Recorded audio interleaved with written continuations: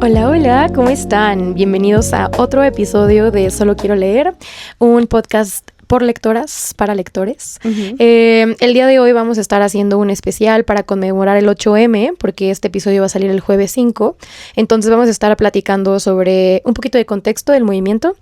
Vamos a hablar de autoras que consideramos importantes, más allá de que en el movimiento, sino como pioneras de literatura. O representantes, buenas representantes de géneros. Exacto. En general, en la literatura. De nuestros personajes favoritos o personajes que, pues no sé, nos mueven, nos inspiran como mujeres que somos. Y pues sí. Nat, danos un poco de contexto porque yo nada más no le doy. Ok. Pues bueno, el 8M tiene una larga historia, un poco truculenta, un poco complicada. Para empezar, tenemos en el siglo XIX lo que es la Revolución Industrial, que pues trajo condiciones muy precarias para el trabajo, tanto para hombres como mujeres, pero en específico para las mujeres, que pues además de estas condiciones laborales horribles, se les explotaba aún más, ¿no? Por su género.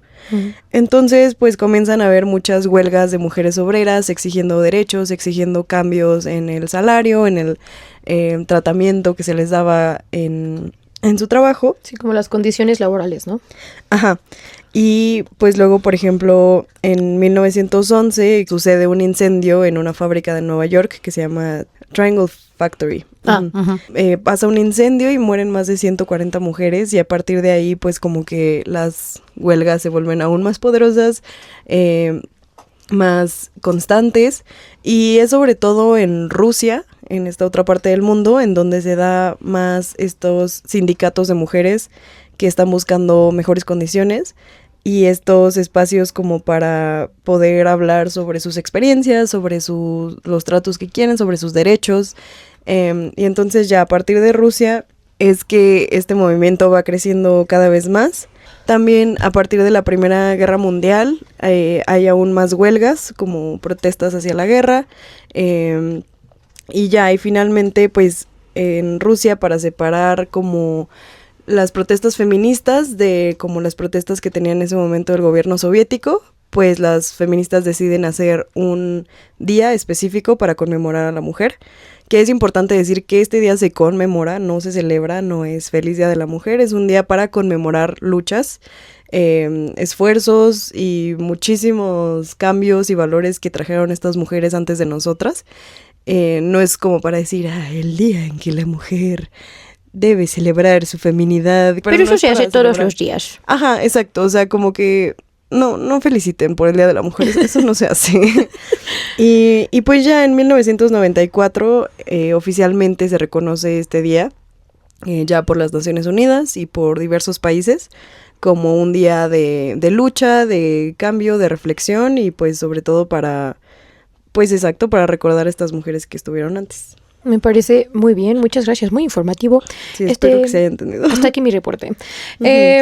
Y pues no sé, a ti, ¿cómo tú experimentas, cómo vives tú el 8M? Pues para mí siento que es un día un poco complejo. Siento que es un día muy poderoso, no solo para esta generación, sino para todas las generaciones que han venido antes. Pero, por ejemplo, bueno, sí he ido a varias marchas. Hace 2 años fui a una marcha con un colectivo que estaba apoyando a Palestina porque acababa de pasar como todo lo de... lo de Palestina lleva años sucediendo, pero en ese momento era como cuando volvió a reactivarse ante los ojos del mundo.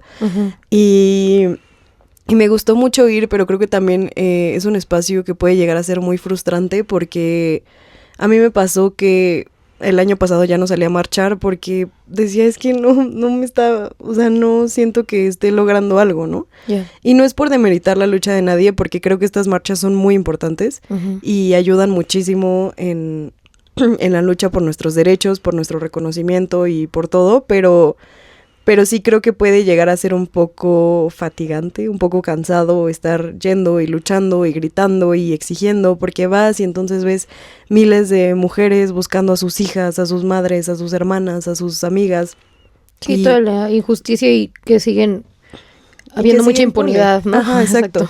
Que aún no encuentran a alguien. Hay un señor que lleva marchando no sé cuánto por su hija, o sea, de que lleva como 10 años, una cosa así, si no es que más. Entonces, me parece que es un día muy importante y que es muy bueno que lo tengamos presente y que se haga cada año, porque al final, pues es hacernos presentes, ¿no? O sea, es hacernos ver, es decir, seguimos aquí y aquí vamos a estar. Hacer comunidad. Sobre todo esa comunidad, creo que eso es algo que de las marchas he sacado mucho. Se siente un espacio muy seguro, o sea, fuera de todos estos como peligros que hay externos que pues te dicen que te cuides, ¿no? O sea, que no vayas sola y todo eso, pero ya estando en la marcha creo que es un espacio muy seguro de gente, bueno, de mujeres muy bonitas que todo el tiempo están apoyándote, que todo el tiempo están, pues sí, al pendiente de las demás y se siente un ambiente de sororidad muy, muy, muy cañón. Entonces, pues sí, para mí es un día de mucha reflexión, de mucho poder, de muchas, pues sí, muchos pensamientos, mucha sororidad, pero que también pues puede llegar a ser un poco cansado a veces. Abrumador. Abrumador, creo que esa es la palabra. ¿Para ti? Sí, creo que igual. O sea, creo que yo, no sé, siento que yo soy un ser altamente sensible. Entonces, pues muchas veces cuando estoy en espacios en los que justo hay mucho sufrimiento y hay pues mucha, como dices, frustración, me es difícil como no, pues, absorberlo de cierta forma, ¿no? O sea, como que justo siento como, pues, mucha desolación, mucha soledad, mucho enojo. Creo que a mí las marchas siempre me han dado mucho miedo, o sea, justamente por esto que alrededor siempre te dicen como ten mucho cuidado, sobre todo realmente por la policía, o sea, como que me aterra mucho como encontrarme a la mitad de como sin salida y sí, o sea, estos momentos en los que pues ves en las noticias y ves videos y de todo lo que puede estar pasando, creo que esos ambientes de mucha violencia pues sí me aterran. Entonces yo por eso no marcho, pero me gusta mucho cuando he platicado con otras morras sobre cómo vivimos otras morras a las que también les da mucho miedo ir a marchar, de cómo lo vivimos, pues no en silencio, pero como quizá de una forma un poco más pequeña o más colectiva, pero en espacios que se sienten un poco más seguros o menos confrontativos. Exacto, ¿no? Menos creo eso es una gran manera de ponerlo, menos confrontativos. Me acuerdo mucho que en pandemia, como justo no podíamos ir a marchar, se decidió como ese día no le contestas a nadie, no mensajeas con nadie, porque es como si tú estuvieras desaparecida. Entonces, para generar esa conciencia en tus seres queridos de cómo sería si tú no estuvieras. Y creo que ese día para mí, yo me acuerdo muchísimo de haber participado. Y justo dije como, híjole, es que está feo. O sea, como está feo como no poder comunicarme con mis seres queridos. Está feo que no me escriban. Es una experiencia de mucha soledad. Pero me gusta mucho esto de no participar en la economía activamente, ¿no? Sí. No trabajo, no pido de comer, o sea, no aporto económicamente al país. Y creo que eso es uno de los movimientos más potentes, ¿no? O sea, justo... Más allá, se notó muchísimo cuando se hizo. Y me gusta porque aparte es medible, ¿no? O sea, medible. Sí, o sea, lo puedes cuantificar, ¿no? Puedes ver cómo bajan las ventas, cómo baja el dinero y pues para la gente que es muy irracional pueden decir como, mira, esto es lo que pasa realmente si tú dejas que esto siga sucediendo. Me gusta mucho ese tipo de movimientos, se me hacen muy poderosos y me gusta vivir el 8M desde ahí, ¿no? Creo que también me acuerdo muchísimo de en mi escuela en ese momento estar teniendo muchos reportes, había muchas denuncias, ¿no? Entonces había que tener muchas juntas y muchas mesas de trabajo de cómo vamos a solucionar esto, cómo vamos a solucionar lo otro, y eran así horas y horas y horas y horas de estar tratando de llegar a soluciones, y pues eso a mí me frustraba mucho, como dices, como que me daba mucha rabia, porque yo decía, ¿cómo es que podemos estar aquí horas y días y no se va a solucionar? No pasa nada. No, llevan años, ¿sabes? O sea, exacto, y yo decía como agradezco muchísimo a las personas que tienen la fortaleza justo de ir a marchar, ir a plantarse, y se enfrentan a muchas cosas muy horribles, ¿no? Las personas que hacen paros de hambre, ¿no? O sea, de que no voy a comer hasta que... Sí, huelgas de hambre.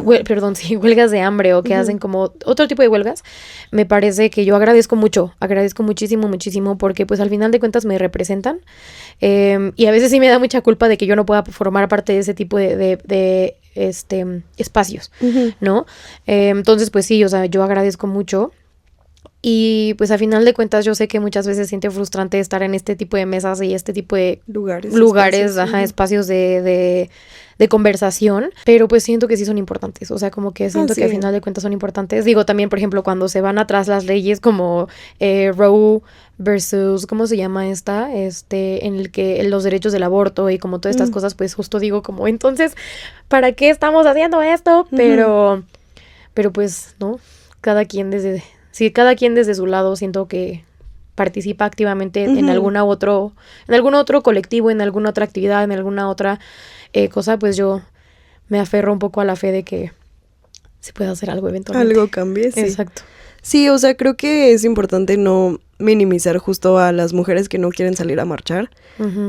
Sí, creo que muchas veces las noticias hacen ver a las marchas como un lugar muy violento y muy agresivo. Sí. Cuando en realidad no lo son. O sea, pueden llegar a hacerlo, pues sí, justamente por la policía, por cómo estén como, pues, de erizos, por así decirlo. Sí. Sobre todo ya cuando llegamos a la plancha del Zócalo y que ya es más noche y que pues ya se ponen como más agresivos ellos, como tal. Pero en general es un espacio muy, muy solidario, muy sororo. O sea, creo que... Digo, es válido porque al final sí estás muy expuesto, ¿no? Es un lugar muy vulnerable y aparte pues después vete a tu casa y tienes que tomar el transporte. O sea, sí lo entiendo, pero creo que a veces justamente como las noticias te ponen este lado muy negativo cuando puede llegar a ser un espacio muy, muy apapachador hasta eso, ¿no? Claro. De mujeres que te apoyan, de mujeres que si aunque te caigas ahí te levantan. O sea, están pues estas divisiones, por ejemplo las del bloque negro que incluso llevan... que ellas son las que se avientan, o sea, si algo pasa, ellas son las que se ponen primero para que a ti no te pase nada. Entonces, como que todas estas divisiones que están planeadas en la marcha para que tú puedas ir a marchar segura, eso muchas veces no lo mencionan. Entonces, pues sí, creo que es un lado que debemos ver más, pero aún así, justamente no hay que desvalidar a la gente, bueno, a las mujeres que no quieren ir a marchar, porque también creo que con cualquier pequeño acto que hagas, ya sea en el 8M o no, es un acto de resistencia. Sí, total. Y es un acto pues sí, de demandar reconocimiento y de decir aquí estoy, estamos luchando desde todas las trincheras posibles, ¿no? Sí. Y justo estos espacios de conversación, estas mesas, en nuestra facultad van a hacer una mesa del 8M. Bueno, van a ser como toda una semana. Sí, se conmemora de eventos y pláticas, ¿no? Ajá, exacto. Entonces... pues no se sientan mal por no ir a marchar. Creo que también, por ejemplo, a mí me gusta mucho abrir ese tipo de conversaciones o confrontar un poquito más en familia, ¿no? O sea, creo que me gusta más como llegar a casa de mis tíos y decir como, a ver, primo, ayúdame ahí, ayúdame acá, ayúdame allá. Tú pon la mesa. Tú sirve la comida, tú levanta los platos. Ayúdame. No te voy a traer una cerveza. Y o sea, tú, no, igualdad. Equidad. Ayúdame tú a hacer esto. Sí. Y no estés ahí sentadote. Entonces, me gusta más como ese tipo de cosas. No, y aparte, pues hay feminismos de todos colores y sabores, total. También por eso hay tantos colectivos, ¿no? Exacto, o sea, en las marchas hay colectivos específicos para lo que tú quieras marchar. O sea, si tú quieres marchar, pues como les dije, yo estuve como por este lado de Palestina, pero también hay muchos colectivos queer, colectivos trans.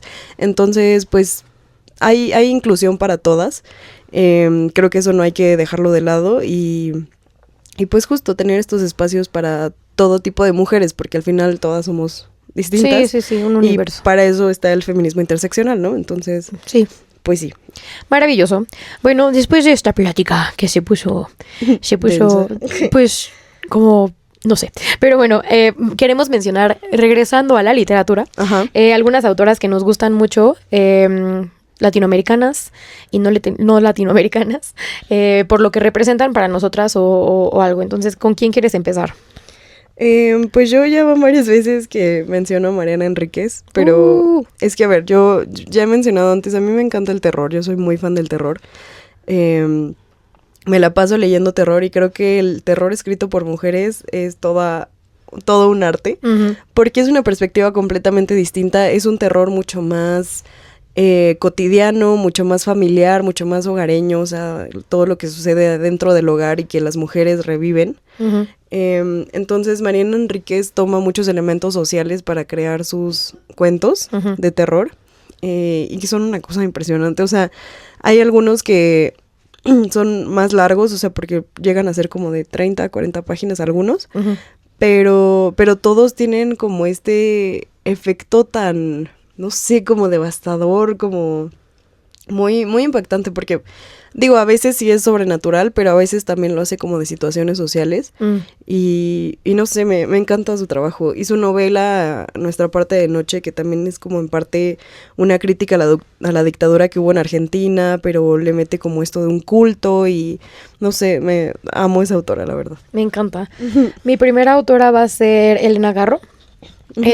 Porque creo que Elena Garro a mí me formó, ¿no? O sea, creo que para mí también una de las formas en las que yo participo en el movimiento es que me enfoco mucho en leer morras, ¿no? O sea, me gusta mucho, creo que justo hablábamos de que creo que tengo 2 autores masculinos cis, o sea, no, o sea, cisgénero heterosexuales en mi librero, creo que hay 2. Sí, todo lo demás y es todo variado. lo demás eso, porque son clásicos o son como queer, ¿no? Entonces creo que Elena Garro fue de las primeras que inspiraron en mí como, pues sí, o sea, ver representadas ver representadas mujeres que se salen de la norma, que se y salen... mexicanas, aparte. Exacto, mexicanas, muy justo como que te representan a un nivel maravilloso y además usa un lenguaje increíble.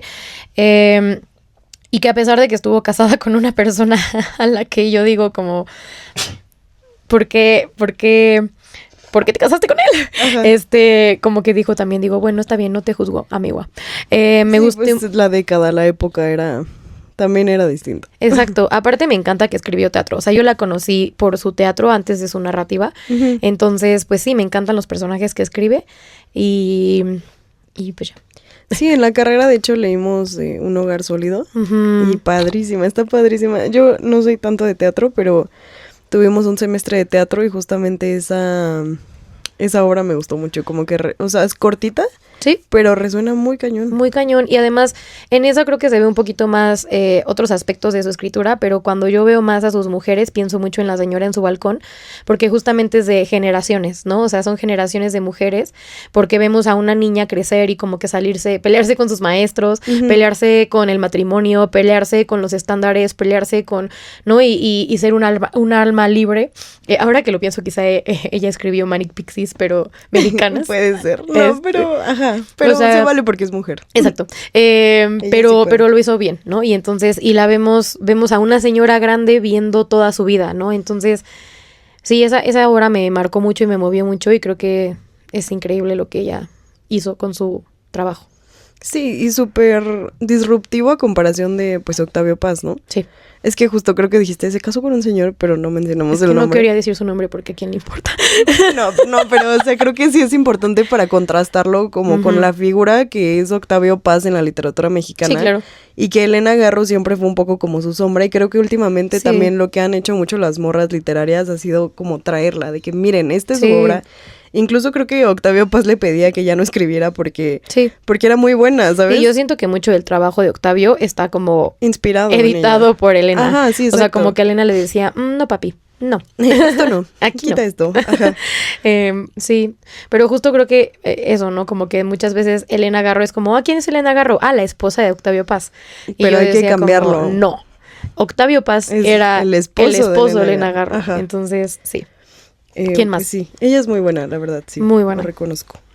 Yo también quisiera mencionar a Toni Morrison, una súper autora afroamericana, que no he leído mucho de ella, pero leí Beloved y se me hizo hermoso. Es gótico sureño, que es un gótico que denuncia mucho más como causas sociales, sobre todo pues el asunto de la segregación racial en Estados Unidos, que es mucho de lo que trata Beloved, de una mujer que escapa de de ser esclava y entonces como que intenta formar su familia, pero pues tiene literalmente un fantasma que la atormenta, o sea, un fantasma de todo lo que ya vivió, de todo lo que enfrentó siendo esclava y que pues no puede soltar nada más porque sí, ¿no?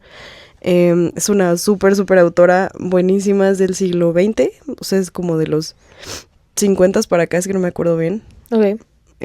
Pero muy buena. Ella me gusta mucho justamente por estas denuncias sociales que tiene, pero a partir de lo, pues sí, de lo gótico, de lo sobrenatural, de una manera mucho más sutil. Sí, sí, creo que es una autora que está en mi lista. Mariana Enríquez también, o sea, de Mariana Enríquez ya por fin leí un cuento, pero sí creo que ambas las quiero leer más, y sobre todo Beloved, porque justo me lo has recomendado un montón. Uh-huh.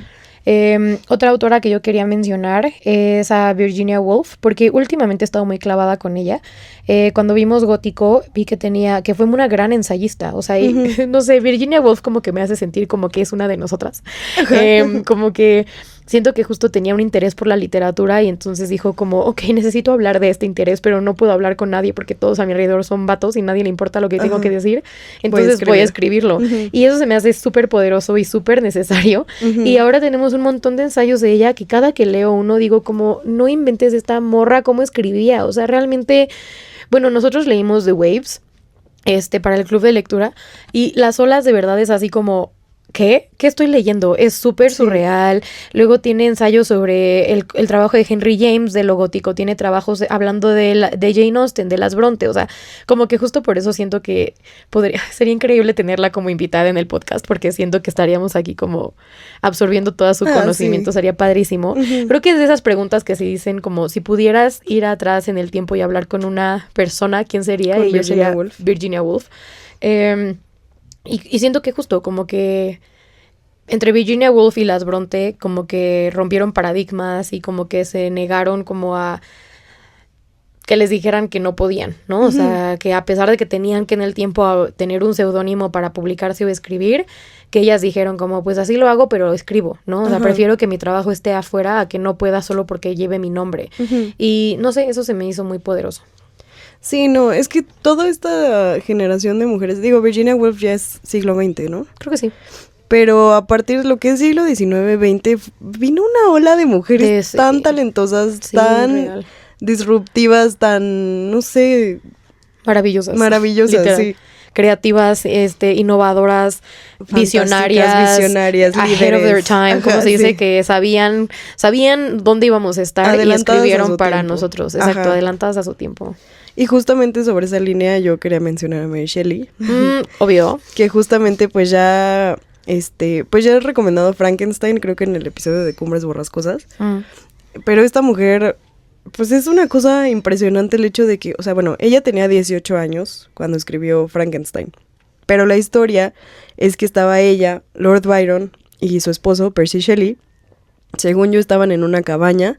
Y dijeron como de que, bueno, ¿a qué jugamos? Hay que jugar. Y como los tres eran escritores, dijeron como, vamos a jugar a inventar una historia. Ok.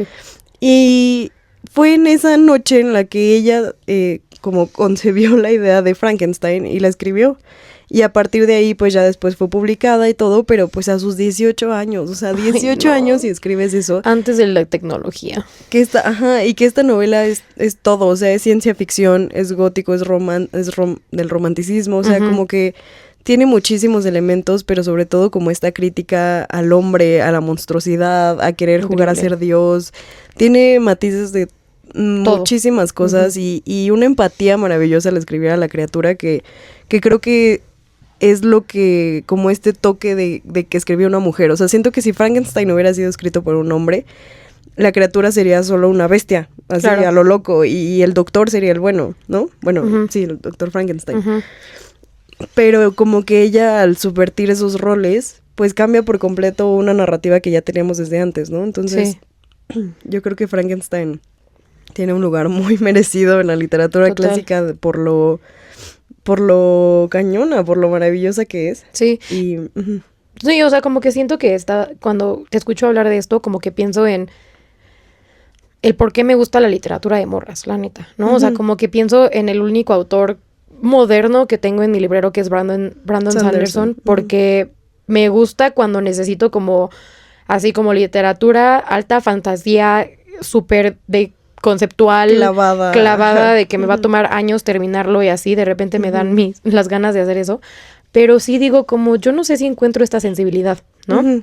Encuentro muchísima estructura, encuentro muchísima creatividad, encuentro muchísima como exploración, encuentro mucha diversidad en lo que escribe hasta cierto punto, pero siento que sí hay una tonalidad impresionante de las morras, como de esto, de la exploración, de la curiosidad, del ir más allá, de, no sé, o sea, creo que trato de pensar en un autor que me haya sentido, me haya hecho sentir o que me transmita de esta forma o que me dé tantos matices como estos, y creo que solo puedo pensar en Henry James, ¿no? O sea, y que justo porque estaba impregnado de lo gótico, que lo gótico es o es sentimental, porque no hay de otra. Sí, exacto. O los poetas, ¿no? O sea, los poetas cuando empezaron a hablar sobre las pasiones y todas estas cosas, pero pues hoy en día yo no sé si hay uno así. Y si sí hay, pues recomiéndenmelo, desmiéntanme, díganme. Sí. También podemos estar mal, ¿eh? O sea, si piensan que estamos mal, está bien, díganoslo, no pasa nada. Ajá. Pero justo, sí, como que siento que la literatura de morras tiene una profundidad humana muy distinta a lo que escriben los hombres. Claro. Y aparte, pues Mary Shelley tuvo muchísimas cosas en su vida, o sea, la pobre mujer tuvo un aborto y luego su esposo se ahogó a los 29 años y ella se quedó. Después tuvieron, o sea, bueno, ella tuvo un hijo, tenía que escribir para mantener al hijo, pero pues ya era madre soltera, o sea, su vida fue un tormento. Sí. Pero pues la recordamos, la tenemos aquí, y la admiramos muchísimo. Muchísimo. Y mi última autora de la que quería mencionar o hablar es Emily Dickinson, que ella es una autora norteamericana que fue poeta, que también justo como que pues fue otra de las morras que quiso como revolucionar, que quiso escribir, que no la dejaron, que no, o sea, estaba encerrada en su casa y que es súper compleja en su literatura. Me parece que justo hay cosas que dices como, ¿qué? O sea, quisiera entender tu mente, pero con ella no quisiera hablar, con ella quisiera ser ella para poder entender qué veía, que entendía o cómo el mundo la permeaba de ciertas formas, que escribía una poesía como tan increíble y que también tenía estos rasgos o tenía estos tintes como melancólicos, depresivos, que pues la verdad también, ¿no? O sea, para mí esta cosa de cómo puedes interpretar en ese entonces la depresión como un funeral, por ejemplo, ¿no? Se me hace ingenioso. Entonces, que vivan las morras. Y aparte, pues, sáfica, ¿no? Ay, sí, bueno, dicen, pero para mí sí. O sea, para mí totalmente sáfica. En mi cabeza sí lo es. En mi cabeza sí lo son todas. Sí, justo. ¿Alguna otra autora? Pues yo por último quiero mencionar nada más para tener ahí mezclado a Mieko Kawakami, que es una autora japonesa. A mí me gusta mucho la literatura japonesa, pero creo que sobre todo está mejor hecha cuando la hacen mujeres, porque pues la cultura asiática es muy distinta de la cultura pues latinoamericana. Ajá, latinoamericana. Entonces como que creo que ella en sus novelas sí son muy enfocadas en la experiencia femenina. O sea, tiene una novela muy famosa que se llama Pechos y Huevos.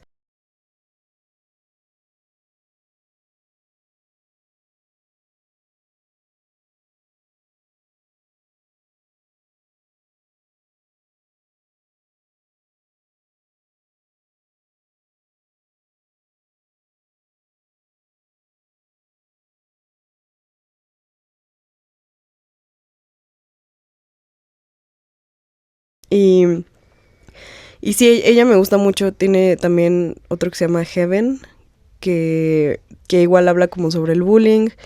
Tiene muchas cosas que justamente giran alrededor también de la soledad, pero la soledad femenina. Y creo que eso es algo de lo que... Muy particular. Ajá, es algo muy particular y justo en esta cultura pues japonesa. Entonces, muy buena autora y pues la quería mencionar nada más para tener de todo un poco. Me encanta. Y pues como menciones honoríficas, creo que metería a Agustina Basterrica, mexicanas Fernanda Melchor y Cristina Rivera Garza, claro, muy buenas. Total. Y Amparo Dávila. Uy, sí, también yo ahorita estaba pensando en Amparo Dávila. Y pues sí. Muy bien. Oye, bueno, ay, Dios mío, es que esto da para mucho. Las morras son increíbles. Y ahora vamos a hablar de nuestros personajes en literatura que también nos representan algo, nos inspiran algo. Yo voy a empezar con una de mis novelas favoritas de alta fantasía, que es El Priorato del Naranjo, que el título original es Priory of the Orange Tree, de Samantha Shannon, que la verdad es que a mí Samantha me encanta su trabajo porque ella tiene endometriosis.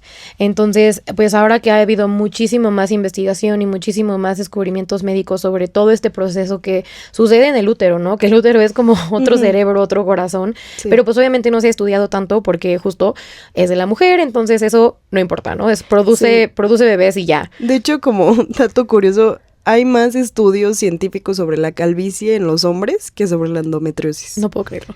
Sí, y la calvicie, bueno, sí lo puedo creer. Tristísimo, pero claro. Porque aparte la calvicie no te mata, pero bueno. Sí, y entonces como ella ha vivido así su viaje, le ha sido muy importante representar en sus personajes femeninos, pues, todo lo que es la menstruación, ¿no? Y creo que justo pensando en fantasía, muchas veces, pues, pocas veces mencionan de, sí, está sangrando, o como necesita cosas como para su ropa interior, ¿no? O sea, para evitar mancharse, cosas así. Sí. Pero pocas siento que mencionan realmente como los dolores insoportables que son o todo lo que implica. Y ella sé que, no lo he leído, pero sé que en The Bone Season o la Era de los Huesos, su personaje principal creo que sufre de algún, pues fenómeno como, no sé si ovario poliquístico, pero sé que tiene, representación de esta condición. Uh-huh. Y en el Priorato del Naranjo es muy importante todo esto sobre los herederos, ¿no? Como sobre cómo las reinas tenían que dar un heredero masculino para que él fuera el heredero del trono y cosas así. Entonces me gusta esta representación de por ejemplo, infertilidad o como de dificultades para tener hijos y todo lo que eso implica y en relación a dar un heredero, ¿no? De toda esta tradición europea que hay sobre que tiene que ser hombre y que si no das un hombre, pues no tiene valor tu vida y no tiene sentido para qué estás.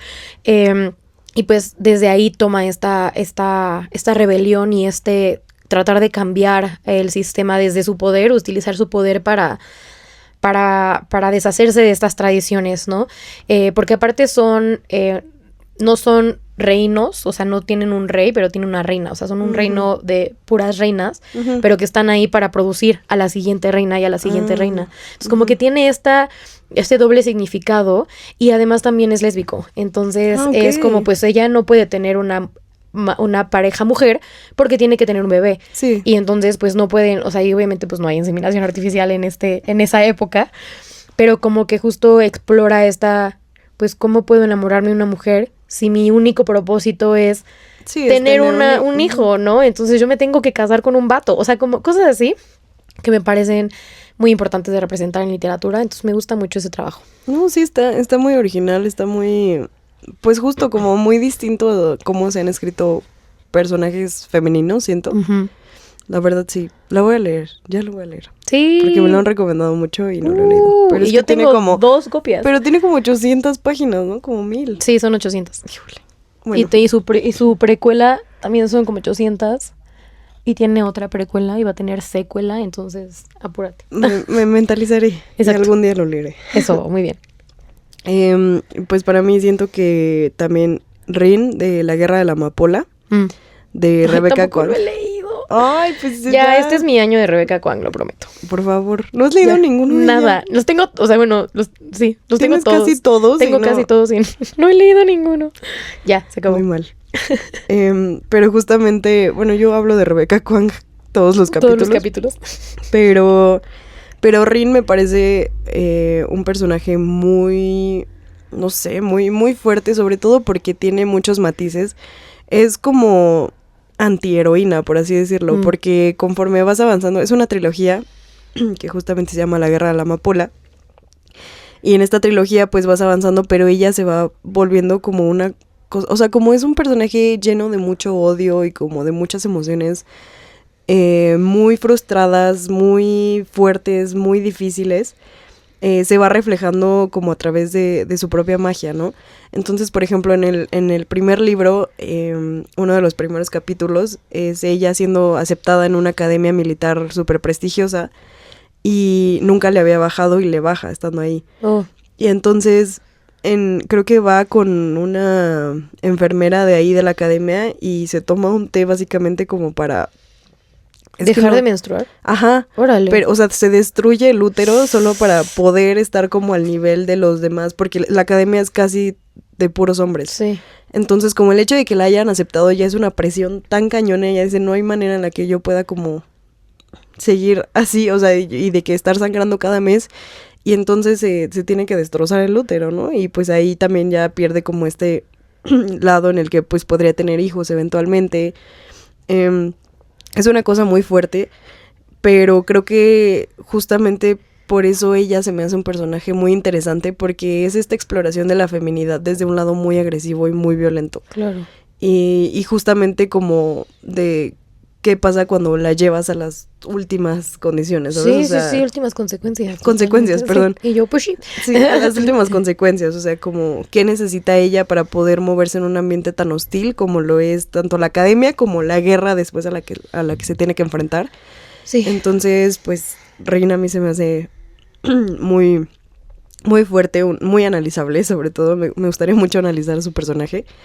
Y pues aparte, como ya dije, o sea, conforme van avanzando los libros, ella se va volviendo más, pues no sé, va perdiendo mucho su humanidad. Sí. A costa de la guerra. Y no sé, me gustó mucho este personaje que escribió Rebeca, la verdad. Sí, oye, está padrísimo. A mí eso me hace pensar en, bueno, que ya habíamos mencionado esto, ¿no? Como, pero de la idealización y de la concepción de que tu único propósito como mujer es tener hijos. Uh-huh. Y que también entonces, como ya nos hemos polarizado o de repente pensamos que estamos polarizadas o la gente cree que estamos polarizadas y que decimos, pues ya no voy a tener hijos porque soy feminista o no sé, bueno, sí, argumentos de tío, ¿verdad? Ajá, pero de tío. Pero que justamente no, o sea, como puedes ser feminista y querer tener hijos, puedes ser feminista y querer casarte, eso uh-huh. no lo estamos invalidando, pero justo como que solo sea tu propósito, o sea, de que tú vienes a concebir, ¿no? Uh-huh. A crear más, a tener como hijos. Sí, a tener hijos y descendencia. Ajá, y como que pienso como en Mulan, que tuvo que como que hacerse pasar por hombre ajá. para poder luchar la guerra. Es muy Mulan, siento. Rin es muy Mulan. Ok, y increíble, o sea, ya más quiero leerla, aunque no sé si estoy lista porque todos lloran y es devastador, o sea, sí, también, si alguien planea leerlo, es un libro, es una saga devastadora, todos sufren, todo es horrible, pero vale mucho la pena. Ok, bueno, en la lista va. Ajá. Mi siguiente personaje son dos, que son de la duología de 6 de Cuervos, que es una duología que acompaña a la trilogía original, que es Sombra y Hueso, Shadow and Bone, que de hecho tiene una serie en Netflix. Es de Leigh Bardugo, que es una autora que a mí me encanta. Y en 6 de Cuervos hay estas dos personajes que me encantan porque son muy polarizadas, pero justo me encanta la representación diversa de lo que puede ser la feminidad, ¿no? O que puede ser como ser mujer. Como que siento que una estudió circo y es súper acróbata y es como muy compuesta y muy silenciosa, pero muy parada en sus convicciones, o sea, muy decisiva, ¿no? Y eso a mí me encanta porque es muy fuerte, a pesar de que es muy chiquita, ¿no? Es muy chiquita, pero es muy fuerte y muy decisiva y contundente. Sí. Y Nina es como grande y ruidosa y como muy coqueta y explora mucho su sexualidad y no le da miedo hablar del sexo y coquetea como a propósito y le encanta poner incómoda a los hombres, o sea, y usa eso a su favor y con mucha confianza, es muy, muy segura de sí misma, entonces me encanta que podemos ver ese contraste en un mismo libro, ¿no? Y como cada una tiene sus fortalezas, que pues es nosotras, ¿no? Todas tenemos eso. Sí. Y son muy hermanas, ¿no? Hay mucha hermandad, entonces eso me encanta. Sí, esa justo también es otra que he querido leer desde hace mucho. Se ve, esa autora me interesa mucho en particular, entonces ya este año. Sí, este año se arman estas recomendaciones. Bueno, para mí creo que otra sería Sabine, de un libro que leímos hace poquito, bueno, el año pasado, de B. Schwab, que se llama Que entierran nuestros huesos en la medianoche. Y creo que, de nuevo, me encanta este personaje porque es una exploración de la monstruosidad, pero desde la perspectiva femenina. Entonces, súper poderosa la forma en la que o sea, es que es un personaje con mucha agencia. Es básicamente una mujer que vive en los 1500 y odia su vida y entonces le ofrecen un pacto como para que, bueno, para cambiar su vida y pues terminan convirtiéndose en vampira, ¿no? Y a partir de ahí tiene una agencia impresionante sobre su vida, hace todo lo que quiere, viaja, destruye, hace, construye, o sea... Tiene un montón de relaciones con quien quiere. Ajá, conoce muchísima gente, hace todo lo que quiera, pero poco a poco va perdiendo su humanidad por ser vampiro. Entonces, justamente esta forma en la que ella se va transformando, en la que ella se va como... ¿Cómo se le va pudriendo el alma, por así decirlo? Cómo va perdiendo todas sus características humanas, que es algo que pues hemos visto, como ya mencionamos, por ejemplo, en Frankenstein, en otras novelas, pero que aquí se hace de una manera más interesante porque justamente es desde una mujer. Es una mujer escribiendo a una mujer y aparte es sáfica, entonces pues a partir de sus relaciones también tan complejas, no sé, me parece increíble lo que hicieron con esta... Con Sabine. Y creo que es un personaje que se refleja mucho con el que yo iba a mencionar de Addie LaRue, de La vida invisible de Addie LaRue, que también hace un pacto para salirse de, no como esta sociedad que te dice tú te tienes que casar en los 1500 y decide hacer un trato, pero que le va a dar poder, pero al mismo tiempo sufrimiento, pero también tiene agencia y aprende mucho a la mala y a la buena y empieza a moverse. Pero a través de su soledad. Exacto, y que justo es una exploración también de la soledad y de la... Incluso yo diría que también de la monstruosidad, sin llevarlo al vampirismo, pero como de la monstruosidad de las consecuencias de tus deseos, ¿no? Como de este dicho de ten cuidado con lo que deseas. Exacto. Eso me parece muy interesante. Sí, es que justo Victoria Schwab, si pueden léanla. Tiene libros muy buenos con personajes femeninos muy interesantes. O sea, creo que todos sus personajes femeninos son muy, muy bien pensados, muy bien construidos y la recomendamos mucho. Y también creo que me encanta cómo explora el masculino. O sea, me gusta mucho, por ejemplo, en esta serie que también va a sacar su trilogía pronto, libro número 3 de Vicious o Vengeful, o sea, no me acuerdo cómo están traducidos, pero son esta serie de justo de la monstruosidad, pero sus personajes son mayormente masculinos. Entonces, pues ahí vemos que se puede escribir al otro género sin reducirlo a ciertas cosas, ¿no? Entonces eso me gusta mucho. Y pues rápidamente yo quería mencionar a dos de otras fantasías. Uno que yo sé que es un poco problemática, o bueno, ha habido mucha como polémica alrededor de los libros de Sarah J. Maas, pero a mí la saga del ¿se llama Juego de Tronos? No, del Trono de Cristal, se me hace muy buena, o sea, se me hace que explora cosas muy bien y está muy, muy bien hecha. Y el personaje de Selena me gusta mucho, que es la personaje principal, justamente porque... pues para mí se salió como de esta idea de la heroína que es frágil, que, ¿no? Pero que es un poco como que le gustan los vestidos y le gusta verse bonita, pero también es una asesina, ¿no? Entonces como que me gusta esta dualidad y que no la reduce a una cosa, ¿no? Que explora mucho sus facetas y que justo que tiene agencia o incluso aunque es esclava al principio, tiene como mucha rebeldía dentro de ella, y esa rebeldía de adentro, que es como una llama, me encanta ver en las heroínas, la verdad. Sí, yo de ella, la verdad. Nunca he leído nada, y si te soy honesta, no creo hacerlo porque no es como mi nicho, pero pues sí suena interesante el personaje. Sí, y la verdad es que también quería mencionar al de Oraya, de La serpiente y las alas de la noche, supongo que se llama. Sí. Porque justo me resuenan mucho, o sea, me resuenan como estas... Son similares un poco, ¿no? Ajá, como heroínas que tienen muchas habilidades, pero que están como sujetas a la sombra de los hombres, porque ellas las han manipulado y como que las han criado como sus armas, y entonces pues tienen que rebelarse contra eso, ¿no? Contra el patriarcado, literalmente. Sí. Entonces se me hace una buena analogía y son muy poderosas y justo tienen como esta rebeldía, que quieren rebelarse todo el tiempo. Sí, y ahora ya me gusta también porque la autora como que pues es de vampiros, entonces, y ella es humana, pero como que sí se siente un poco un reflejo de la sociedad de ella siendo mujer contra esta sociedad súper patriarcal y masculina. Entonces está muy padre también esa exploración. Y para mí, pues ya, para cerrar con lo de los personajes, pues Elizabeth Bennet, que es de nuestras consentidas, tanto de inglesas como de los libros en general. Sí. creo que se podría considerar como la primera única y diferente. Ay, todos queremos ser ella. Ajá, porque aparte ella lee libros y a ella no le interesan los bailes, y, o sea, ¿sabes? Sí. Pero me gusta porque pues dice todo lo que piensa, o sea, genuinamente no se calla, es súper extrovertida. También es una de nosotras. Ajá, justo. Y no tiene miedo como a ser ella misma, o sea, creciendo en esta familia donde su mamá lo único que quiere es conseguirles esposo, y ella como que dice, no, pero yo genuinamente si no estoy enamorada no me quiero casar. No me caso, sí. Y que al final le resulta, porque ¿Sí? se termina casando con el más millonario, la Netflix, guapísimo y todo, ¿no? Como ya sabemos.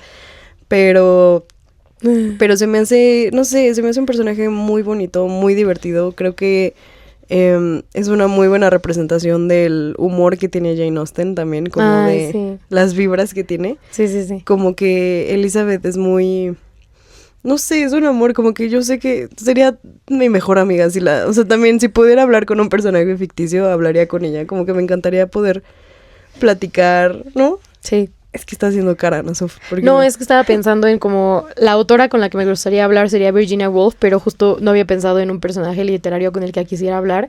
Y no sé si Lizzie o Emma. Emma también. Emma sí que es muy divertida. Sí, aparte siento que Emma tiene más nuestras vibes de que, no sé, algo tiene Emma que yo digo como... medio caótico. Y yo, todos la odian. Sí. Y yo la adoptaría. Entonces, y yo, soy yo. Ah, no es cierto. Pero sí. Sí, la neta, los personajes de Jane Austen, todos sus personajes femeninos son padrísimos, son una cosa muy bonita, muy realista, pero también muy, no sé, muy apapachadora. Sí, sí me gusta mucho.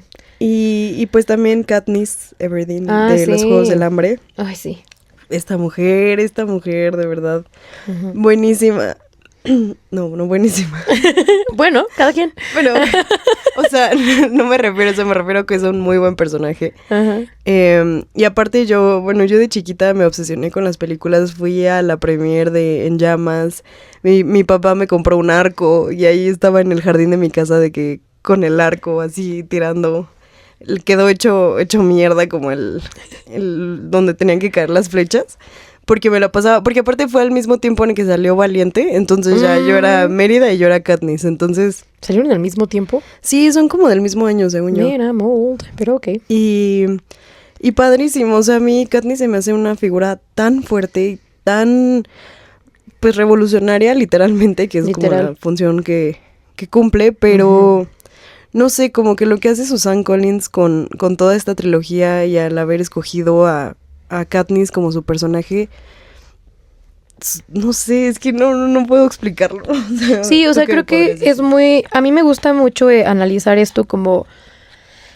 Me encanta que hizo una historia de crecimiento, o sea, de coming of age, o sea, de pararte en tus ideales, ¿no? O sea, como que siento que esa es la fortaleza de Katniss, de que la sufre, o sea, literalmente físicamente la sufre, sabe que va a la muerte, sabe que todo, pero dice, yo amo a mi hermana ante todas las cosas y nada me va a detener para ponerme en su lugar porque yo no quiero que muera. Y como parar así de tener tanta fuerza de voluntad y tanta valentía y de rebelarte contra el Estado y de decir, no me importa y yo no voy a hacer, o sea, es realmente Pira el que dice en el libro como yo no quiero ser parte de sus juegos, pero quien no es parte de sus juegos es Katniss, ¿no? Y ella dice como yo no, aunque me digan que esto yo no, les voy a lanzar flechas a la cara, voy a como denunciar toda esta injusticia, toda esta como exaltación, toda esta desperdicio de comida, yo me estoy muriendo de hambre, o sea, como que ella ve todo esto y antes de que se metieran con ella decía como, bueno, así es la vida, ¿no?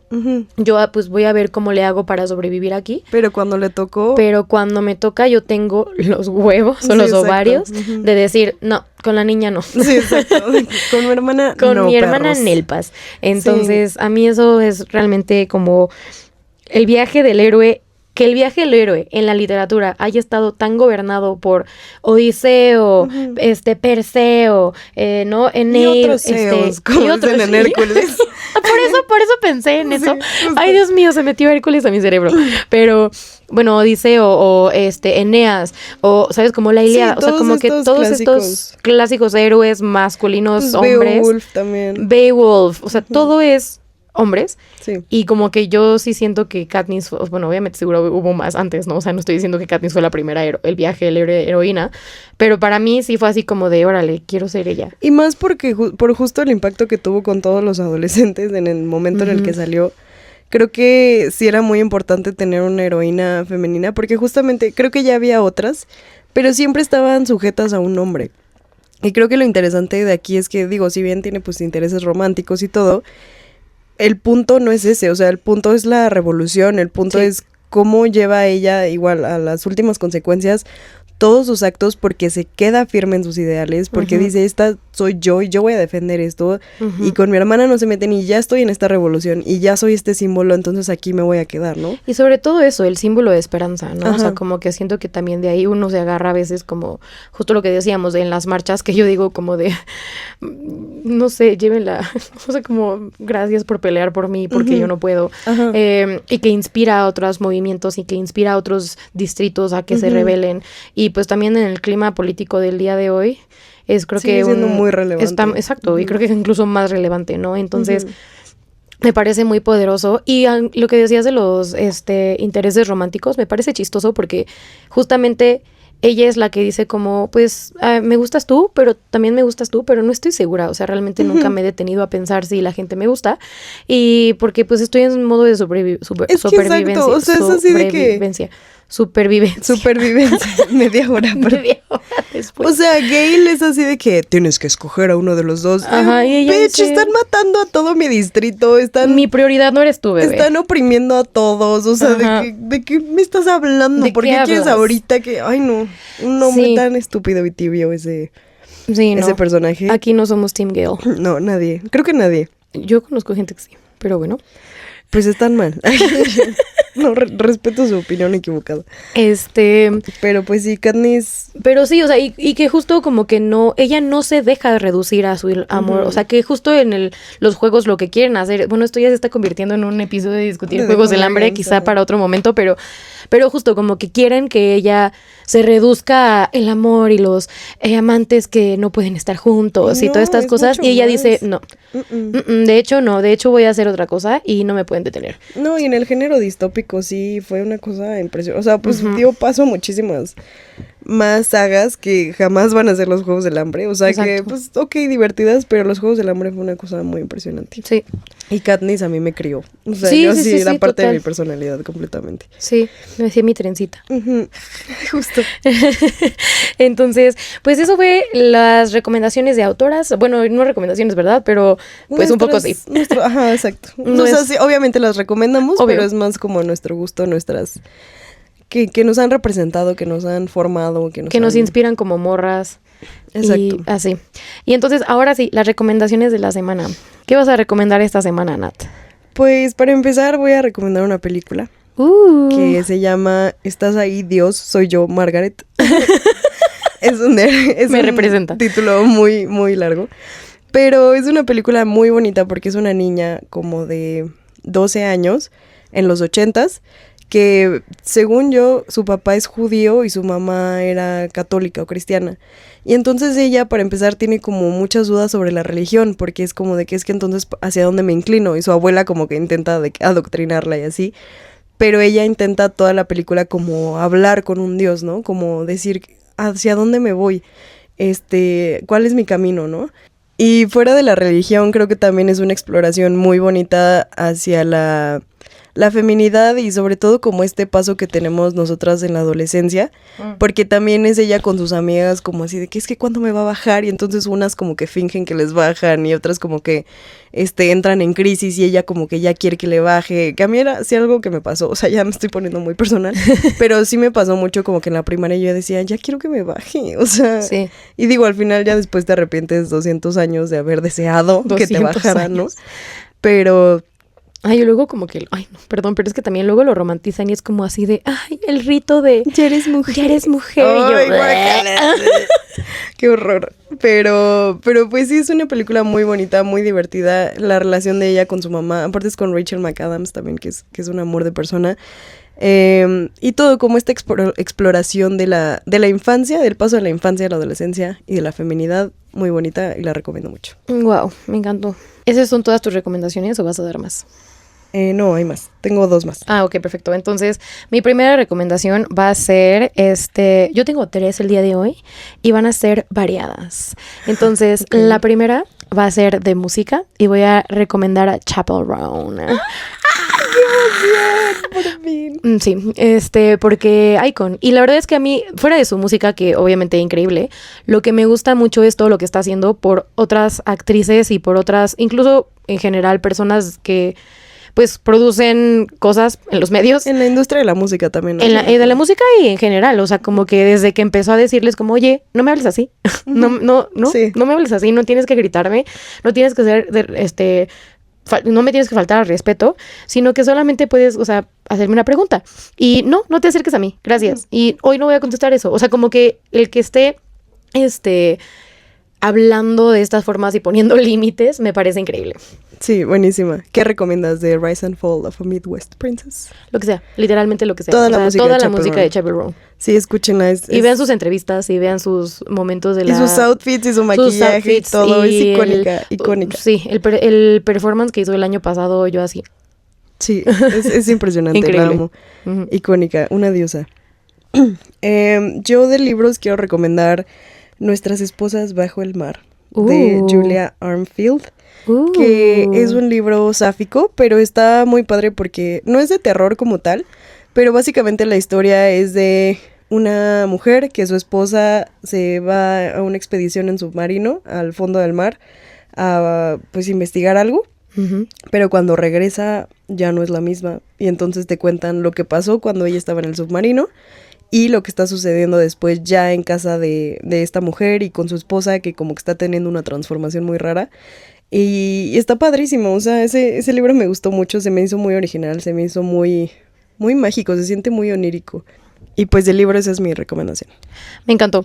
La verdad es que, amigues, las recomendaciones de Nat siempre son muy niche. Acertadas. O sea, no, también, pero muy niche. Sí, también. Mi recomendación literaria es La señora en su balcón de Elena Garro, que mencioné ya antes. Es teatro, es corto y seguramente pueden encontrar un PDF. Entonces, esa es mi recomendación de teatro. Y mi última recomendación, que es donde es diferente, es una recomendación de ti para mí, que voy a hacer. De mí para ti, ¿no? No, ¿qué dije yo? De ti para mí. No, sí. ¿De mí hacia ti? Sí, tuya. Ok. Para mí. Ajá. Que tú siempre me estás diciendo que lea a Mariana Enríquez.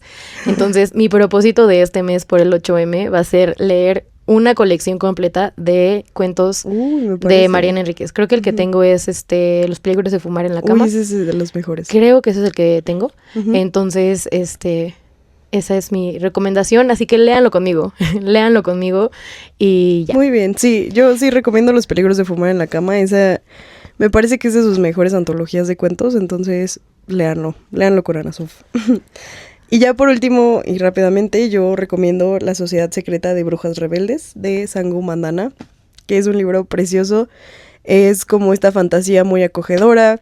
Ah, es el que siempre me recomiendas también. Ajá, okay. Justamente, que nunca lees. Ay, perdón. Y pues es esta mujer que la llaman para un trabajo de enseñarle a 3 brujas niñas a controlar su magia.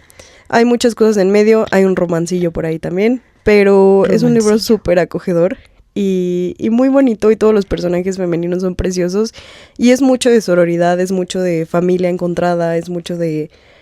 Pues sí, como esta sensación de encontrar amor en los lugares más inesperados. Me encantó. Y pues sí. Pues ahí lo tienen, amigues. Ya estuvo este episodio y la verdad es que nuestra recomendación más allá de la literatura es que pues lean a más morras, ¿no? Si no quieren ir a marchas, si quieren participar en el movimiento, ¿cómo lo pueden hacer a través de la literatura? Es justamente leer más morras, analizar los textos que lean a través de la mirada feminista. Y este 8M, su propósito puede ser, voy a elegir un libro de morras y lo voy a leer. Entonces, con eso ya están haciendo algo, ¿no? Haciendo una reflexión. Exacto, que es un aportando. Poco... Exacto, y la reflexión es realmente el propósito. Entonces, les invitamos a que este mes lean algo de morras y compartan sus recomendaciones. Muchas gracias por escuchar. Nos vemos en una semana. Y pues eso. Y sí, si nos quieren recomendar más cosas o si quieren platicar de estos temas, estamos siempre abiertas. Y ya, eso es todo. Muchas gracias. Muchas gracias. Y bye.